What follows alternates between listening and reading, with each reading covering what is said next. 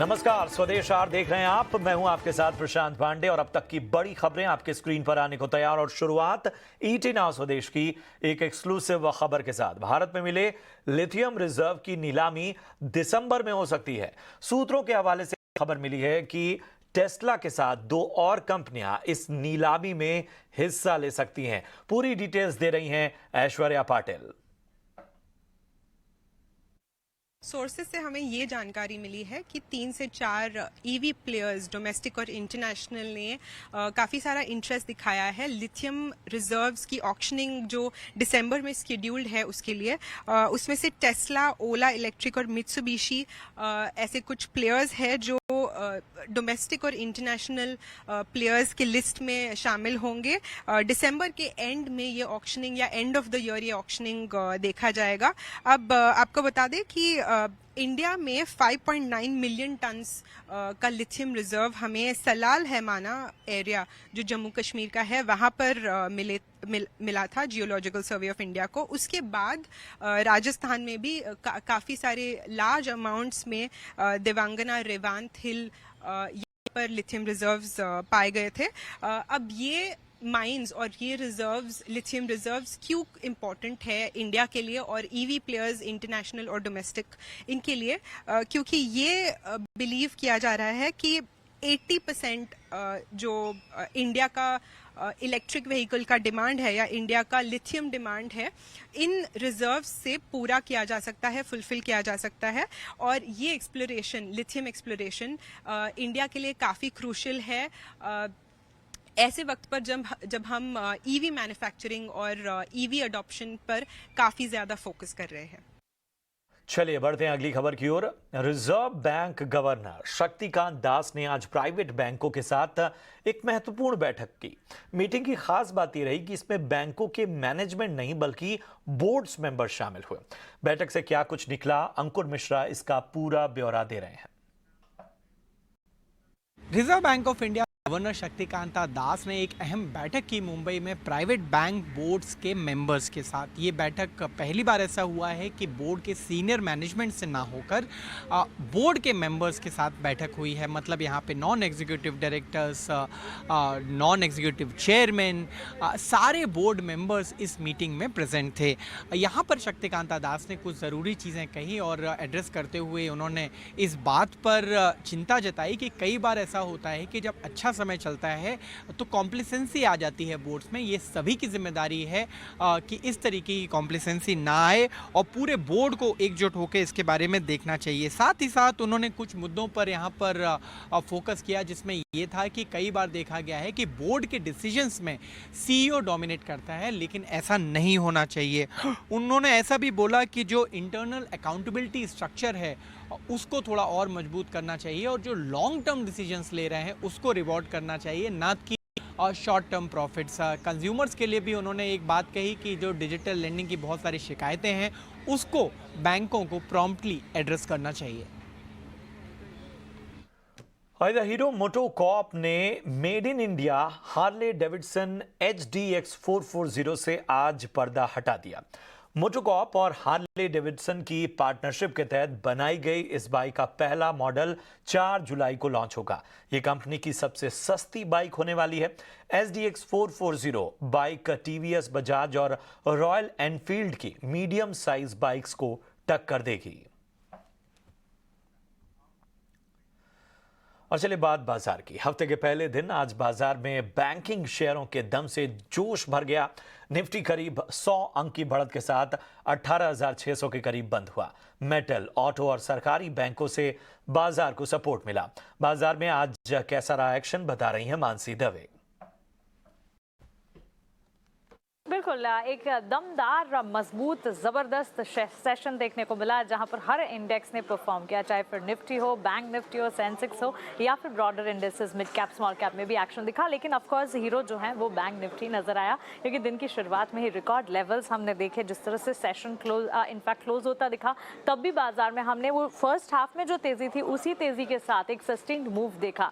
Bank Nifty की अगर बात करें, पहली दफा 44,440 के लेवल्स ये दर्शन कराएं, उसके ठीक बाद बाद हमने देखा कि बैंक फाइनेंशियल्स में बड़ी दिग्गज बैंक प्लेयर्स जो हैं उनमें काफ़ी एक्शन था, फंडामेंटल आउटलुक वहाँ से काफ़ी पॉजिटिव, और टेक्निकल भी अगर देखें चाहे फिर छोटी मझोली बैंक्स भी हो वहाँ पर भी एक अप मूव अच्छा इम्पैक्ट देखने को मिला। इसके ठीक पीछे पीछे निफ्टी ने भी अपना प्रदर्शन दिखाया। निफ्टी भी ऑल टाइम हाई लेवल के बिल्कुल करीब पहुंचता हुआ दिखा। ड्यूरिंग दिस सेशन हमने आपको ये भी बताया कि कौन से स्टॉक्स हैं जो कि इस तेजी के पीछे सबसे ज़्यादा कंट्रीब्यूट कर रहे हैं। Stocks like Reliance, HDFC twins, ITC, ये सारे के सारे काउंटर्स काफ़ी हद तक इस तेजी में कंट्रीब्यूट कर रहे थे, बाजार को सपोर्ट करने का काम भी कर रहे थे। ऑफकोर्स HDFC ट्विंस में न्यूज़ फ्लोज भी थे और इन न्यूज़ फ्लोज के चलते और ऑफकोर्स बैंक्स फाइनेंशियल्स की जो तेजी सपोर्ट था वो सपोर्ट ने भी बाजार को काफ़ी हद तक सपोर्ट किया। तो क्लियरली तेजी जो हो बैंक निफ्टी की तरफ से आई और उसके बाद इवेंचुअल इम्पैक्ट जो है हर तरफ देखने को मिला।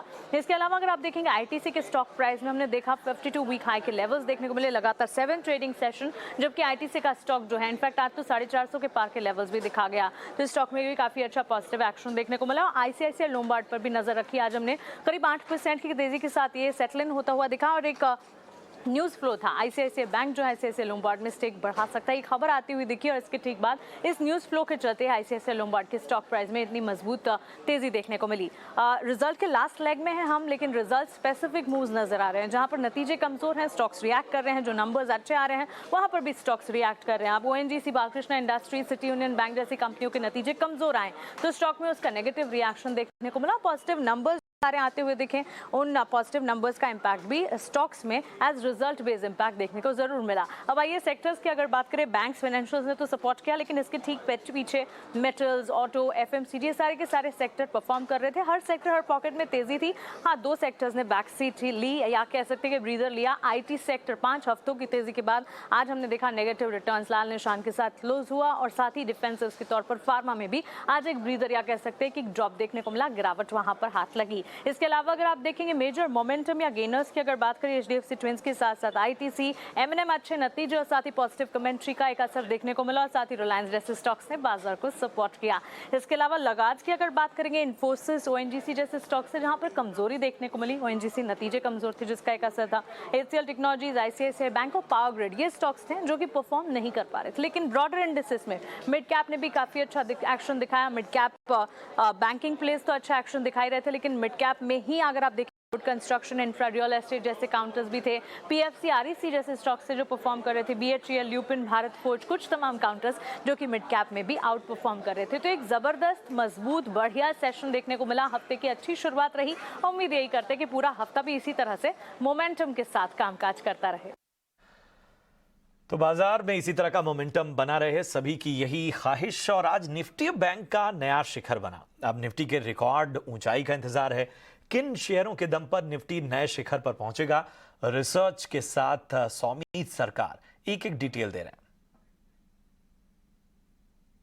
निफ्टी बैंक तो अपने ऑल टाइम हाई पे पहुंच चुका है और निफ्टी की अगर हम बात करें तो सिर्फ 1% दूर है अपने ऑल टाइम हाई से। तो हमने यहाँ पे एनालाइज किया है कि कौन से वो 5 स्टॉक हो सकते हैं जिनके वजह से निफ्टी अपने ऑल टाइम हाई पे पहुंच सकता है। तो सबसे पहला आता है रिलायंस इंडस्ट्रीज, उसका वेटेज करीब 10.4% का है इंडेक्स पे और 1 दिसंबर से लेकर अब तक अगर हम देखें तो ये स्टॉक करीब 8% गिर चुका है, जबकि काफ़ी सारे है रिलायंस इंडस्ट्रीज के लिए आगे चल के, जैसे कि रिफाइनिंग सेगमेंट का जो वीकनेस है वो अब खत्म हो चुका है। पेट्रोकेमिकल में रिकवरी देखने को मिल रही है। डीमर्जर ऑफ जियो फाइनेंशियल है और आगे चल के पोटेंशियल लिस्टिंग भी है टेलीकॉम और रिटेल आर्म की। HDFC बैंक की अगर हम बात करें तो उसका वेटेज करीब 9% का है इंडेक्स पे और 1 दिसंबर से लेके अब तक फ्लैट रहा है ये इंडेक्स, जबकि 15% गेन हमें निफ्टी बैंक इंडेक्स में दिखा। और आगे चल के ट्रिगर्स की अगर हम बात करें तो मर्जर कंप्लीशन एक ट्रिगर है, मार्केट शेयर गेन्स भी एक ट्रिगर है और हाई ग्रोथ कमर्शियल और रूरल बैंकिंग सेगमेंट में भी एक ट्रिगर हो सकता है HDFC बैंक के लिए। ICICI बैंक की अगर हम बात करें तो वेटेज है करीब 7.5% इंडेक्स पे।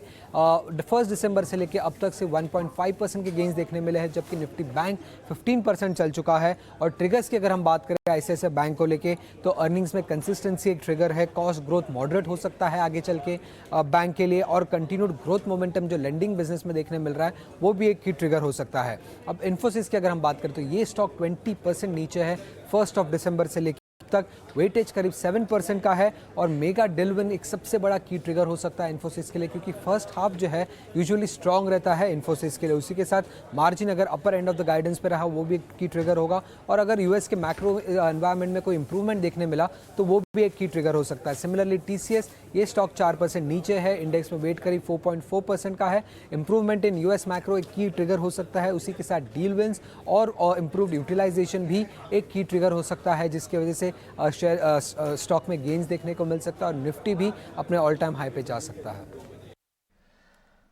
अगली खबर की ओर बढ़ते हैं। जेफरीज के क्रिस वुड ने हमसे खास बातचीत में कहा है कि अगले 5 साल में सेंसेक्स 1 लाख के स्तर पर पहुंच जाएगा। पिछले 5 साल के प्रदर्शन को देखकर लगता है कि ऐसा मुमकिन है। ऐसे में यह समझना बेहद जरूरी है कि सेंसेक्स का पिछले 5 सालों का प्रदर्शन किस तरह का रहा और क्यों सेंसेक्स अगले 5 साल में 1 लाख का हो सकता है।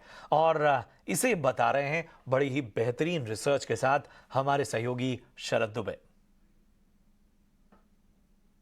जी बिल्कुल, जो सेंसेक्स की जर्नी है 1 लाख तक, उसको जो है कैसे पूरी होगी उसकी पूरी कैलकुलेशंस हम आपको बताएंगे। लेकिन अभी तक क्या हुआ है, जो पिछले 5 साल में आप देख सकते हैं सेंसेक्स में ऑलमोस्ट 35,000 लेवल से 62,000 लेवल्स पे गए हैं। तो क्या रहा है, अब 5 साल की ईपीएस ग्रोथ देखें एवरेज में तो लगभग 12% का आया है। जो औसत पी है ऑलमोस्ट 19.8 टाइम्स पी रेशियो पे है और जो 5 साल का सीएजीआर ग्रोथ देखने मिला है वो 12% का देखने मिला है। लेकिन अगला 5 साल क्या होने वाला है और 1 लाख का टारगेट सेंसेक्स का कैसे आएगा उस पर बात करते हैं। आप देखिए यहाँ पे जो ईपीएस ग्रोथ का अनुमान है 15% का है और अगर औसत पी की बात करें तो 20 टाइम्स रहेगा। लेकिन इंपॉर्टेंट बात यह है कि जो सीएजीआर है अगर सिर्फ 10% भी रहे, याद रखिए पिछला 5 साल का जो था 12%, अगर सिर्फ 10% भी रहे तो उसमें ग्रोथ देखने मिल सकती है। लेकिन क्रिस वुड जो है जेफरीज के वो कौन से सेक्टर्स में बुलिश है अब वो देखेंगे। यहाँ पे रियल एस्टेट, फाइनेंशियल और कंज्यूमर स्टेपल्स है, जहाँ पे जो एक्सपेक्टेड है कि सेंसेक्स को जो वो 1 लाख तक का लेवल्स को लेके जा सकते हैं।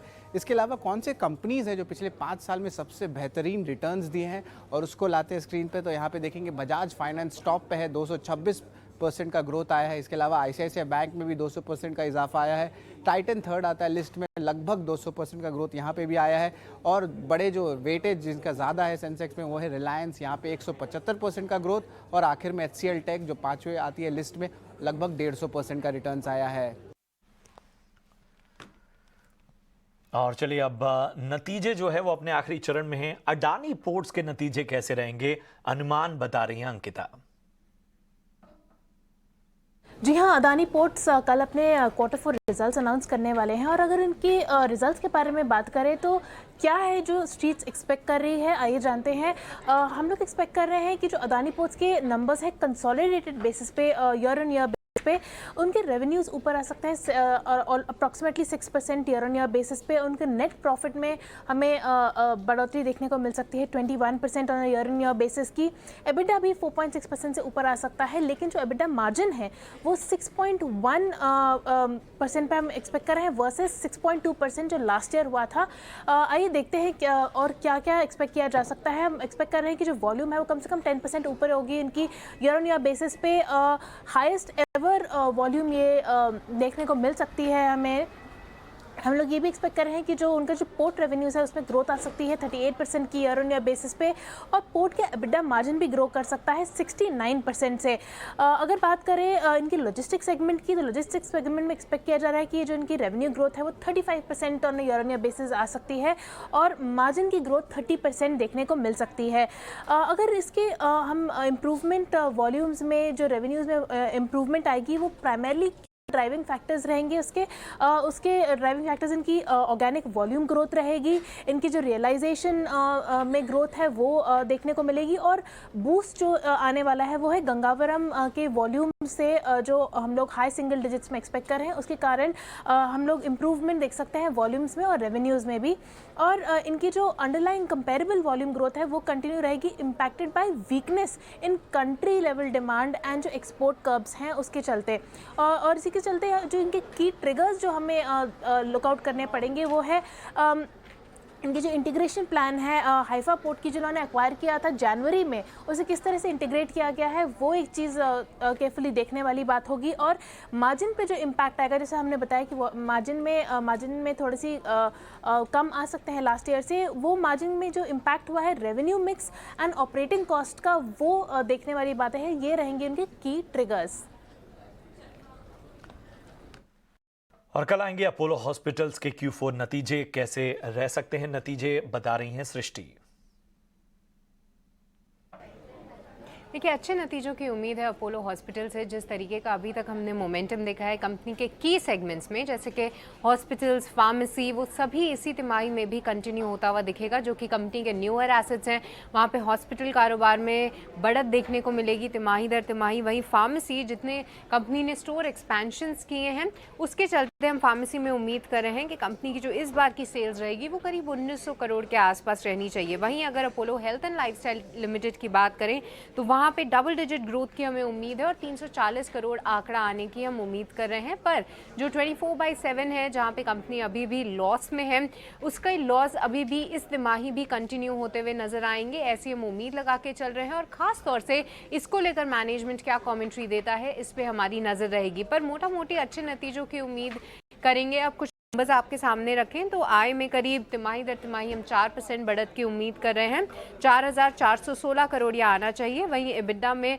530 करोड़ के आसपास आने की हमारी उम्मीद है। पर मार्जिन्स जो हैं तिमाही दर तिमाही लगभग सपाट करीब 12% पे आते हुए दिख सकते हैं। वहीं अगर मुनाफे की बात करें तो वहाँ पे एक अच्छे जंप की हमारी उम्मीद है, 20% तिमाही दर तिमाही बढ़त के साथ 195 करोड़ यह आंकड़ा आना चाहिए। तो ये उम्मीदें हैं अपोलो हॉस्पिटल से। पर अब तक हमने जितने भी हॉस्पिटल कंपनीज के नतीजे देखे हैं वो अच्छे ही आते हुए दिखे हैं। अपोलो हॉस्पिटल से भी कुछ ऐसी ही उम्मीदें हम लगा के चल रहे हैं।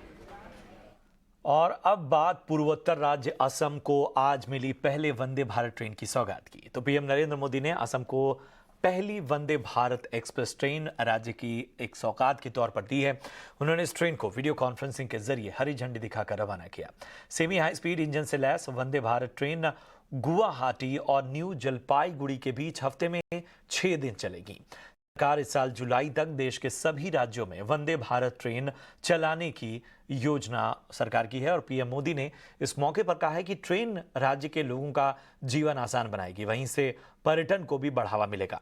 वहीं रेल मंत्री अश्विनी वैष्णव ने कहा कि पहले सिर्फ लुक ईस्ट पॉलिसी की बात होती थी, लेकिन पीएम मोदी ने उसे बदला और आज एक्ट ईस्ट की पॉलिसी लेकर आए।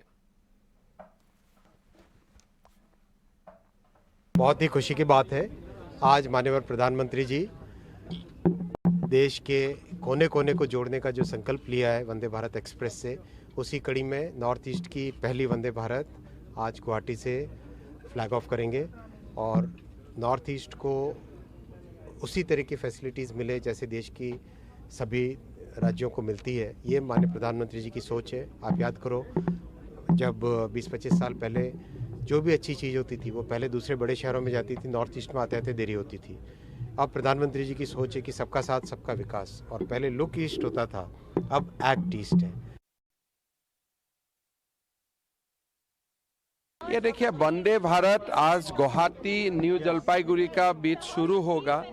प्रधानमंत्री जी इसका शुरुआत करेगा, रेल मंत्री जी खुद गुवाहाटी आए हैं, तो ये हमारे लिए बहुत ही एक गौरव का क्षण है, एक गौरव का मोमेंट है। हम माननीय प्रधानमंत्री जी और रेल मंत्री जी को बहुत बहुत धन्यवाद देता हूँ। तो आप ये जो तमाम बयानात और टिप्पणियां सुन रहे थे, तमाम रिएक्शन सुन रहे थे, ये वंदे भारत ट्रेन के लॉन्च के पहले की हैं। और अगली खबर की ओर बढ़ते हैं और अगली खबर भी नॉर्थ ईस्ट से जुड़ी हुई है। मणिपुर में कुकी और मैतेई समुदाय के बीच आरक्षण को लेकर भड़की हिंसा शांत होने का नाम नहीं ले रही। रविवार को फिर हिंसा भड़कने से एक पुलिसकर्मी समेत 5 लोगों की मौत हो गई। वहीं हिंसा करने वालों के खिलाफ एक्शन लेते हुए सुरक्षा बलों ने अब तक 40 लोगों को मुठभेड़ में मार गिराया। राज्य के सीएम एन बीरेन सिंह ने एनकाउंटर की पुष्टि की है। उन्होंने कहा कि आतंकी M16, AK-47 जैसे खतरनाक हथियारों का इस्तेमाल कर रहे हैं। वहीं हिंसा को रोकने के लिए शांति की पहल जारी है। केंद्रीय गृह मंत्री अमित शाह आज से 1 जून तक राज्य के दौरे पर रहेंगे। राज्य में सामान्य हालात बहाल करने के लिए वो राज्य सरकार, सुरक्षा बलों और कुकी मैतेई समुदाय के लोगों से मुलाकात करेंगे। इसके साथ ही शाह राज्य के सामाजिक संगठनों और बुद्धिजीवियों से भी मिलेंगे। और अब बात अंतरिक्ष के क्षेत्र में देश की ऊंची छलांग की। इसरो ने श्रीहरिकोटा अंतरिक्ष केंद्र से आज नेविगेशन उपग्रह NVS-01 को कामयाबी के साथ लॉन्च किया। इसके साथ ही इसरो ने एक और बड़ा कदम भी उठाया है। चंद्रयान 3 के लॉन्च की तारीख भी सामने आ गई है। इस साल जुलाई महीने में इसे लॉन्च किया जाएगा। आज छोड़े गए NVS 01 से देश की क्षेत्रीय नेविगेशन सिस्टम को मजबूती मिलेगी। इससे सटीक और तुरंत नेविगेशन सर्विस मिल पाएगी। खासकर सेना को दुश्मनों के ठिकानों की सटीक जानकारी मिलेगी। भारत के पास फिलहाल 7 नेविगेशन सैटेलाइट थे, इनमें से 4 ही काम कर रहे थे। ऐसे में इसरो ने 5 नेक्स्ट जनरेशन नाविक सैटेलाइट्स NVS को छोड़ने की तैयारी की। NVS 01 उन्हीं में से एक है। I'm very happy to announce the NVS 01 navigation satellite for the Navi constellation has been placed in the precise orbit by GSLV F-12 vehicle. Congratulations to the entire team ISRO for making this mission happen. As all of you are aware, this mission of GSLV F-12 is after the debacle that we had in F-10 mission, where there was an issue in the cryogenic stage. The cryogenic engine ignition could not be accomplished. And I'm very happy that the corrections, the modifications in the cryogenic stage that we have done in this stage, as well as the lessons that we learned out of it to make our cryogenic stage more reliable, has really paid benefits. And we are seeing the success in our GSLV Mark III LVM-3 mission with the C-25 stage. और अब बात मई महीने में mini monsoon के रंग की। Western disturbance की वजह से देश के कई राज्यों में बारिश हो रही है। हम आपको शिमला, आगरा और कई और इलाकों की तस्वीर इन तस्वीरों के जरिए दिखा रहे हैं। मौसम विभाग की माने तो उसके अनुमान के मुताबिक 31 मई तक मध्य और उत्तर पश्चिम भारत में तेज हवाओं के साथ बारिश की संभावना है। राजस्थान और मध्य प्रदेश के कई इलाकों में भी तेज हवा के साथ बारिश होगी। दिल्ली के साथ साथ जम्मू और कश्मीर, यूपी में भी बारिश की संभावना है। उत्तराखंड में बारिश के साथ ओले गिरने का ऑरेंज अलर्ट जारी किया गया।